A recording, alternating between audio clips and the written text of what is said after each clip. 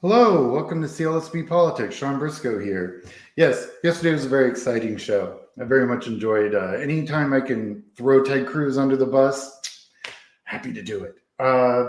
So today we're going to talk about ranked choice voting. We've got what is it? 1, 2, 8 places voting on that. Well, it's 7 states and DC are voting whether or not to adopt ranked choice voting.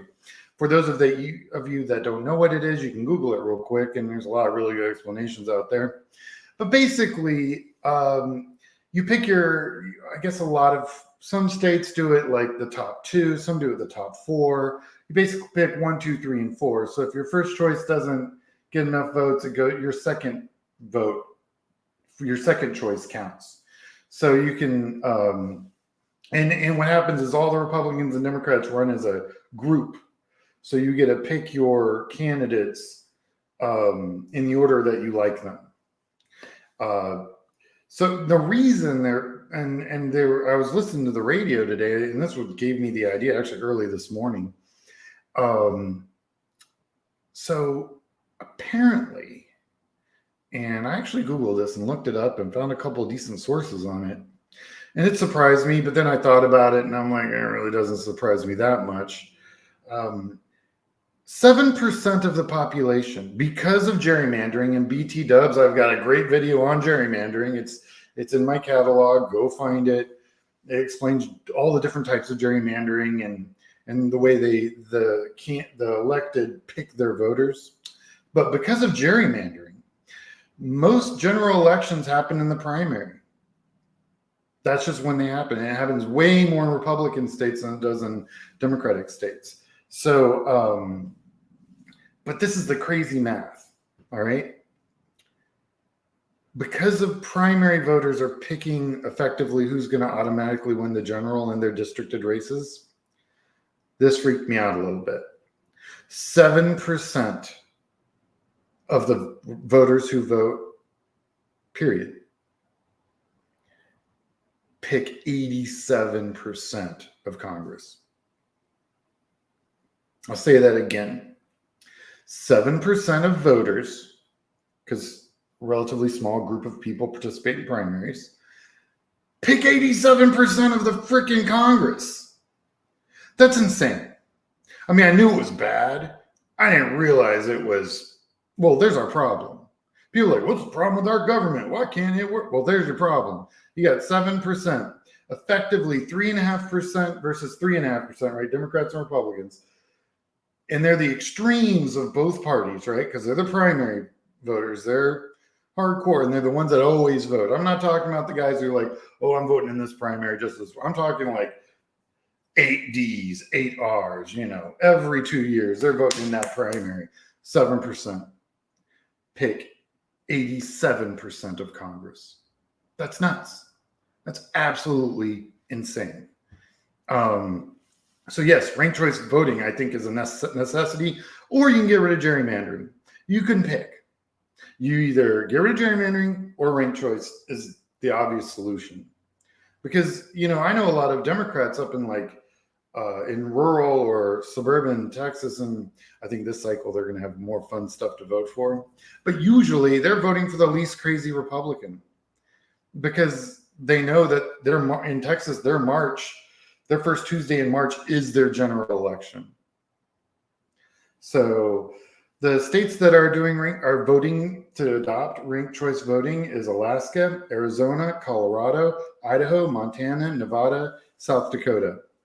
All of these states have very small populations, incredibly small. Honestly, Alaska's got the smallest. But then you've got Arizona, very small, Colorado, still pretty small, Idaho, Montana, Nevada. And if you notice, it's all Midwest or West. Nothing on the East Coast is being done, where the vast majority of the population of this country live.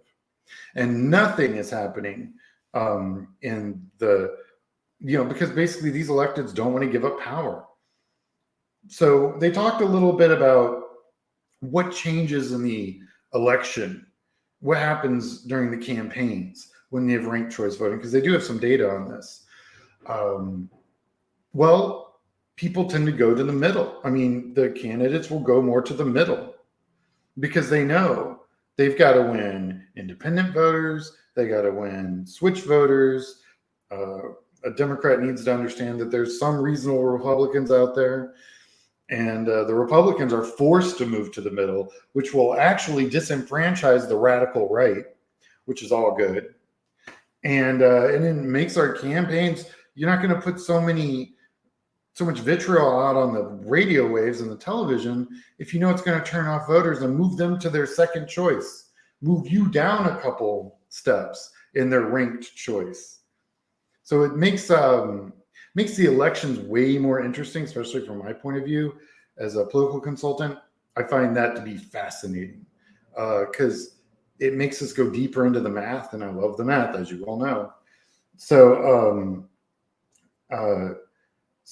effectively, what's interesting is both political parties hate ranked choice voting, 100%, absolutely. The Democrats hate it, the Republicans hate it, because honestly, they like the fact that 7% of the population, which is a much easier to control, much easier to target universe, is picking 87% of Congress. I mean, think about it. They're in power. Why wouldn't they? And I mean by power, I mean they're elected in that district. I'm not talking majority in the Congress or anything like that. I'm talking about because all politics is local, right? And we're talking about local. So the reason this ranked choice is getting so much, they're getting on the ballot is because the vast majority of voters don't vote in primaries. They don't really have a voice. They're stuck with whatever comes out of the primary. 9 times out of 10, they ain't super happy about that. So, and what's really interesting is almost all the Republican states have banned ranked choice voting. So I think that says a lot. I think it says a ton, actually.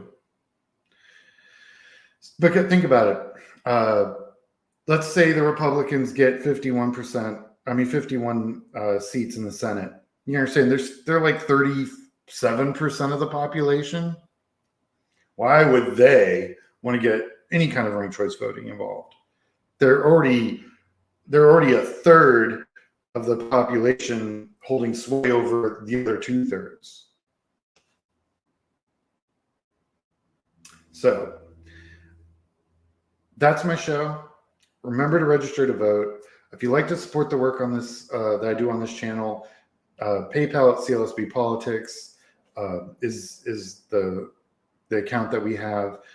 Keeps me traveling, keeps me doing this work, keeps me having time to do the research and all that. Really appreciate everyone. Man, the response from yesterday was amazing.